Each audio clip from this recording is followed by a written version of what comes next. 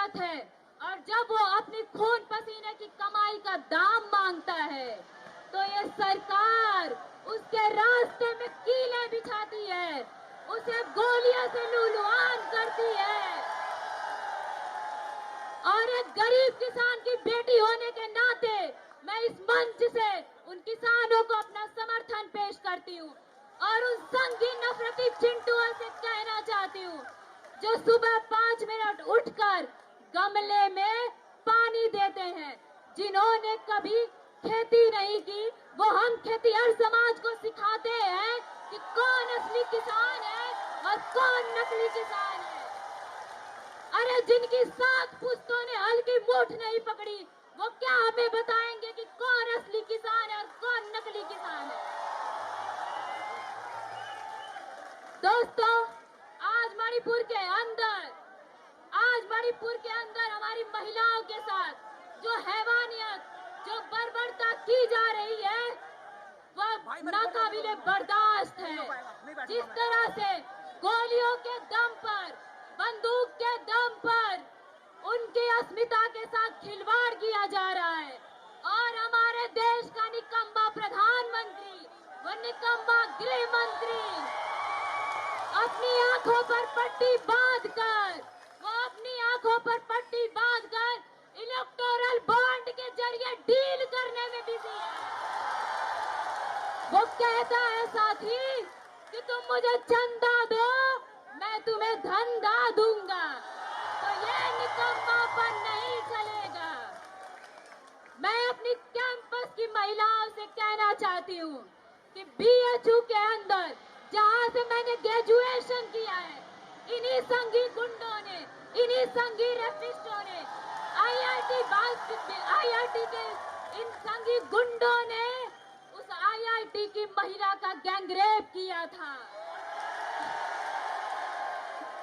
और इस तरह यही संघी गुंडे हैं जो हम महिलाओं के साथ जघन्य आपराधिक मामले करते हैं साथी। और मुझे आशंका है, इस मंच के सामने मैं अपनी आशंका पेश करती हूँ कि अगर एबीवीपी को इस कैंपस से नहीं खदेड़ा गया तो वो दिन दूर नहीं कि वो बीएचयू की घटना इस जेएनयू में भी घट सकती है। साथियों, इस कैंपस में संघ का एक बगल बच्चा संगठन है जो कहता है कि हम खून से तिलक करेंगे और गोलियों से आरती। अरे भाई बताओ, संघी गुंडों बताओ कि तुम किस बिरादरी के लोगों का खून से तिलक करना चाहते हो? क्या तुम हम महिलाओं का, किस मजहब के लोगों का खून से तिलक करना चाहते हो? क्या हम महिलाओं की गोलियों से आरती उतारना चाहते हो? क्योंकि हम महिलाओं की बेखौफ आजादी, हमारा बेखौफ घूमना, हमारा बेखौफ चलना और बेखौफ इनके सामने आकर राजनीति करना इनके पेट से पचता नहीं है साथी, क्योंकि ये सामंती लोग हैं।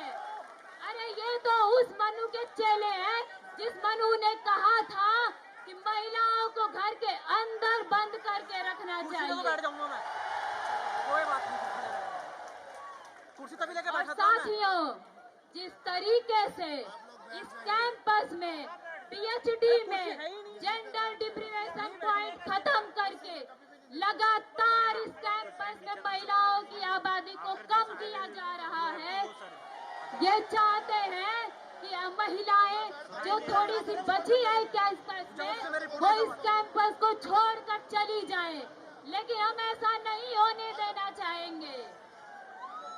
साथ ही हमारी पार्टी समाजवादी पार्टी महिलाओं को मांग को लेकर हमेशा मुखर रही है और जब रिजर्वेशन बिल लाया गया हमारे नेताओं ने सवाल किया कि इसमें स्मृति ईरानी को तो जगह है, लेकिन भगवतिया देवी को जगह क्यों नहीं है, महाराजी देवी को जगह क्यों नहीं है, उस घास छीलने वाली महिला को जगह क्यों नहीं है, उस गोबर पाथने वाली महिला को जगह क्यों नहीं है।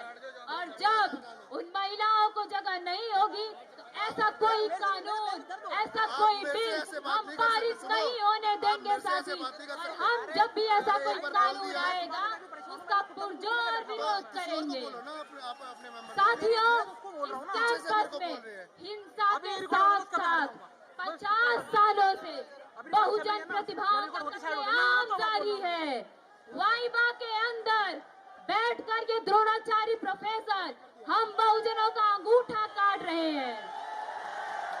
और साथ ही मैं ये बात कोई हवा में नहीं कह रही हूँ, इसी जेएनयू प्रशासन द्वारा बनाई गई ये अब्दुल नाफे कमेटी की रिपोर्ट चीख चीख कर कहती है, ये चीख चीख कर कहती है रिपोर्ट कि बहुजन लोगों के साथ वाइबा में डिस्क्रिमिनेशन किया जाता है।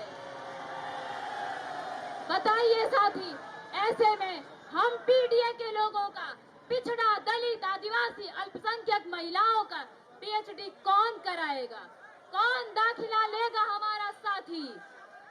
साथियों, पार्लियामेंट और डीओपीटी का डाटा कहता है कि 2019 से पहले विश्वविद्यालयों में ओबीसी प्रोफेसरों की संख्या 0 थी, 0। और पिछले 70 सालों में देश के विश्वविद्यालय में कैसी थोथी प्रगतिशीलता और कैसा थोथा राष्ट्रवाद का खेल चल रहा था कि जो 90% आबादी है, जो 90% आबादी है, उसको 10% भागीदारी मिली है। कैसी प्रगतिशीलता थी साथी? आप बताइए साथी कि ओबीसी, दलित, आदिवासियों को पीएचडी कौन करवाएगा? हमारे लोग AC, EC, HOD, dean, VC कैसे बनेंगे साथी? इसका जवाब दीजिए और आप तय करिए कि गलती किसकी है, गुनहगार किसका है। हम बहुजनों का आखिर वो गुनहगार कौन है जिसने हमें 70 सालों से रोका किसी विश्वविद्यालय की दहलीज पार करने में? आप बताइए और आज तय कीजिए साथी। और साथियों, 1970 से यह कैंपस लाल था और वो लाल लाल का दावा करने वाले बताएं कि 2007 से 2016 तक इस कैंपस में ओबीसी, दलित, आदिवासियों को नॉट फाउंड सुटेबल क्यों किया गया था? साथ ही ये कहते थे कि बहुजन अवेलेबल ही नहीं है। अरे जब हम अवेलेबल हुए तो ये कहते थे कि बहुजन एलिजिबल ही नहीं है। जब पढ़ लिख कर हम एलिजिबल हुए तो ये कहते हैं कि बहुजन सुटेबल ही नहीं है। ये कैसा घिनौना मजाक कर रहे थे आप हमारे साथ? कैसी थोथी प्रगतिशीलता थी आपकी? अरे आप हर बार कपड़ा बदल के आते हैं, लेकिन अंदर से आप वही सामंती हैं जो बहुजनों का अंगूठा काटते हैं। आप वही द्रोणाचार्य हैं साथी, जो हमें एनएफएस कर देते हैं। और साथी, मैं जिस स्कूल से हूँ, जिस सेंटर से हूँ, सेंटर ऑफ इंडियन लैंग्वेजेस में अभी हाल ही में एक ओबीसी प्रोफेसर की सीट एनएफएस की गई है।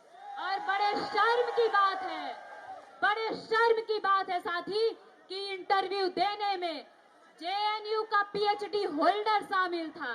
बताइए कि जेएनयू का पीएचडी किया हुआ व्यक्ति जेएनयू में ही प्रोफेसर बनने के लिए सुटेबल नहीं है, तो वो एलिजिबिलिटी का क्राइटेरिया क्या है? क्या संघ में जाके लाठी बाजना एलिजिबिलिटी का क्राइटेरिया है? Speaker please address to the chair. साथियों, सबसे ज्यादा दयनीय स्थिति इस कैंपस में माइनॉरिटीज की है। सबने माइनॉरिटीज को वोट बैंक की तरह प्रयोग किया है, लेकिन किसी ने उनकी भागीदारी सुनिश्चित नहीं की है। हमारी पार्टी ने उत्तर प्रदेश में सबसे ज्यादा अधिकार माइनॉरिटीज को दिया है, उनकी भागीदारी सुनिश्चित की है।